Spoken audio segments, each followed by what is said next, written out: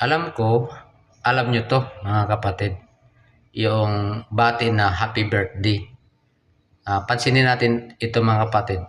'Pag sinabi bang happy birthday, kung i-ano mo sa Tagalog siya ay sa wikang Tagalog, maligayang kaarawan ng kapanganakan, happy birthday, 'no? Kaya ang bati, happy birthday. Oh, kung ipinanganak ka ng araw ng Huwebes, January 1, dapat sa sunod na taon, 2027, January 1, Huwebes pa rin, no? Huwebes. Ah, yan, ibabatiin ka ng happy birthday. Kasi nga, pinanganak ka ng araw ng Huwebes.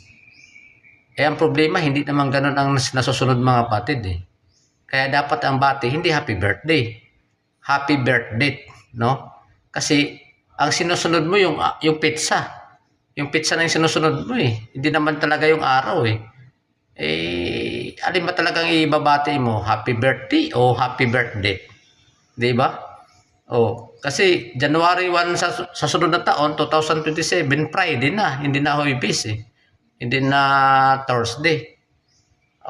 Kaya hindi yun ang hindi happy birthday ang susundin natin na yung bati na happy birthday. Kahit na mga abogado ngayon, abogado, doktor, ang dami mga professional, halos lahat ang bati happy birthday.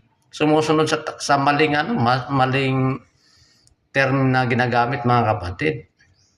Ang sinasabing happy birthday, dapat kung araw ka ng Huwebes ipinanganak, dapat sa sunod na taon, Huwebes ka pa rin. Yan ang bati na happy birthday kasi nga ipinanganak ka ng araw ng Huwebes. Kaya maligayang kaarawan kasi pinanganak ka ng araw ng Huwebes.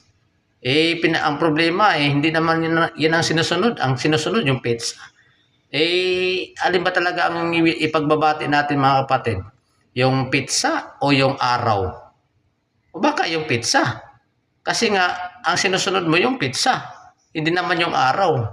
Hindi po ba mga kapatid? Pansinin niyo mga kapatid, kung may tama doon o may mali.